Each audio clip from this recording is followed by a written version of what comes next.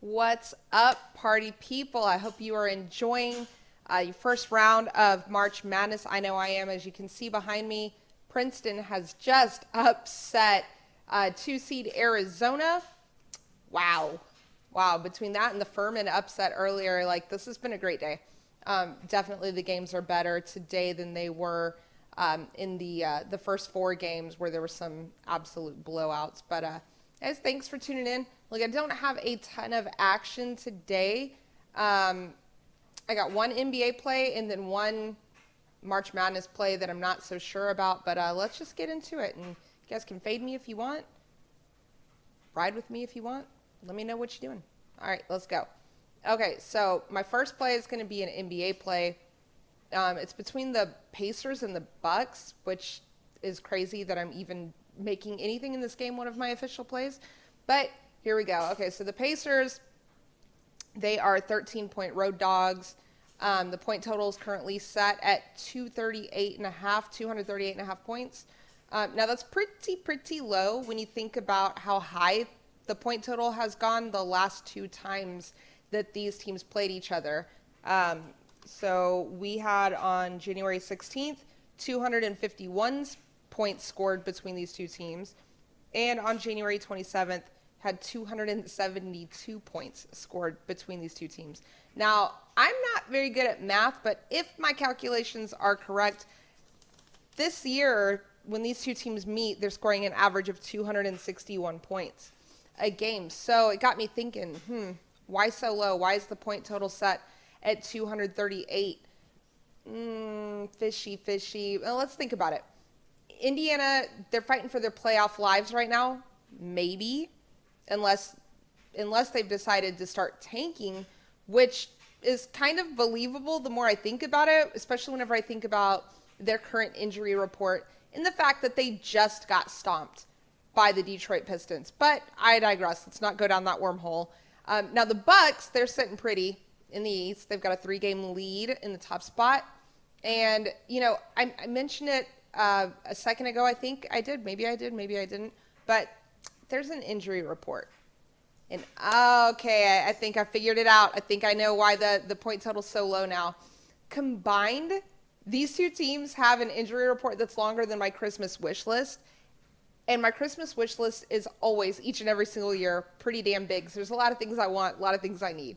So on Indiana's side, you have Chris Duarte, Kendall Brown, Benedict Mathurin. They're all listed as out. TJ McConnell, Miles Turner, Buddy Hield, Tyrese Halliburton, they're all listed as questionable. On the Bucks side, Thanasis Antetokounmpo, I probably butchered his name, but you guys know who he is. It's Giannis's brother. So Giannis's brother and Grayson Allen, they're both listed as out. Meanwhile, Goran Dragic, Jay Crowder, Brooke Lopez, they're all listed as questionable. That is a lot of humans, people, a lot of injured humans, or supposedly injured humans on that list. Now, the Pacers were probably going to lose this game no matter what, no matter who is or isn't playing for them, no matter who is or isn't injured, who plays for them and who doesn't. I don't care. I would have picked the Bucks every single time. But between their injury list and the Bucks injury list, that list is just too long for me to take the over here. It's too long for both teams, but really too long for the Pacers. I see the type of game here to what I think is likely is that the Bucks are going to have a really big lead in this game, and they could end up resting Giannis and other guys in the fourth quarter. Now, mind you, the Bucks are coming off of a 3-game road trip where they beat the Warriors, they beat the Kings, and they beat the Suns. That is quite the resume. That is quite the road resume. All back-to-back games, too. That's a tough schedule, and they went in there on the road and beat all 3 of them. So, as I mentioned earlier, I think they beat the Nets, too. I know the Nets aren't that great, but, they're a fun team to watch. They can score. They play defense. So, I think that was a good win for them also. Anyways, they do have a 3-game lead in the East. So, all that combined, I tell you all that to tell you this. I think that the goal here for the Bucks tonight is to get out of this game with a win. More importantly than getting a win, is getting out healthy. There's absolutely no need for style points here. Just beat the Pacers, go home, everybody's happy. So because of all that, I think this is going to be a low or lower scoring affair than what we're used to seeing this year when these two teams meet. So my official pick for that game is under 238.5 points. Now, this next game is a college basketball pick, and I am not as confident about this one as I have been about my other picks that I did in the first four, where I gave you Hofstra to cover 7-point dogs. And if you follow me on Twitter, which is at GameDayOJ, that's the word GameDay, OHJ. If you follow me on there, I also threw some plus money at you. I had Hofstra. I said, if you're feeling frisky, take Hofstra to win the whole game. They were 8-point dogs and then 7-point dogs, and then I said, take them to cover. But I think Hofstra could end up winning that game, and sure enough, they did. And I also gave you. There's another big upset I gave you. Oh, FDU. Fairleigh Dickinson. Yes, I didn't know that they were going to win that game, but I definitely had them covering. So I was very, very, very confident about those games. I am not so confident about this one, but I'm going to give it to you anyways.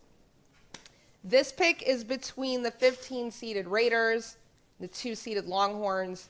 The Raiders are 15-point dogs. Actually, no, I think it's moved to 13.5. I believe that yesterday when I looked, they were 15-point dogs. Now I think they're 13.5. The money line is plus 700, and I see a lot of people on social media, a lot of videos on YouTube, picking Colgate to upset Texas outright at plus 700 is a very popular pick for an upset pick. Like if you're one of those people that wants to pick a major upset pick to win outright, this seems to be the popular one. And I don't blame them, like gun to my head if I had to. I could see Colgate. Okay, maybe not.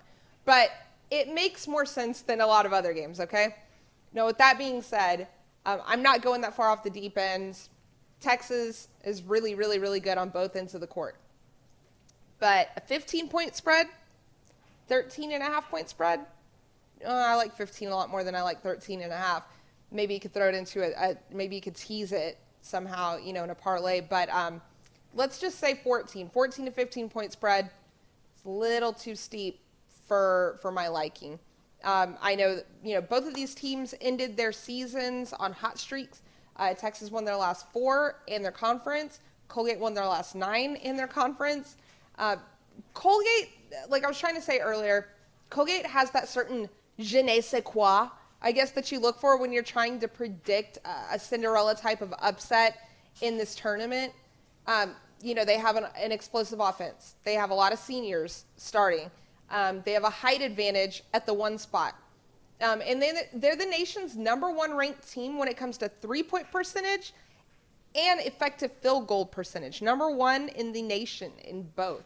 So I believe, and I think it's been probably proven somewhat, that a team that can shoot really well, or actually no, a team that can shoot the 3 really well, that's a solid strategy if you're looking for an upset, if you're looking for a dog to cover, or maybe even win outright.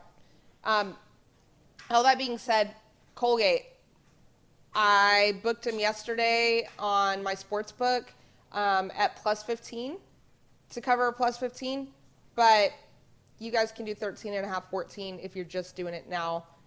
Like I said, like if I were to rate this by stars, like 5-star bet being what I'm really confident in, that would be the Pacers. This one I'm giving it 2.5 stars out of 5 in my level of confidence. Texas is really good. Like I think Colgate's either going to get blown the fuck out, or I think they keep it close. Another strategy I see a lot of people doing is taking Colgate in the first half. That could be a solid strategy. I don't hate it. I think they're plus 8 in the first half, plus 7. That's one that I don't hate. Texas might just break away at the very end. They're more athletic. They're more seasoned. They're more skilled. I mean, it's Texas. They played in the best conference in the country as far as college basketball goes right now, and they won it. So I like that. With all that being said, go Cougs. I have no idea if my guy Marcus Sasser is going to be playing tonight or not. Either way, University of Houston's going to win that game, but there's absolutely no value to betting that. You got to be brave and take them to cover, I think, 18.5 points. I think they're favored by money line, no value. Spread, if you got some balls, do it. If Marcus Sasser is playing, maybe you're more confident in that pick. I'm not touching it. I've learned to just stay away from betting on my favorite teams, and University of Houston is my squad. That's where I went to school at. Go Cougs, baby.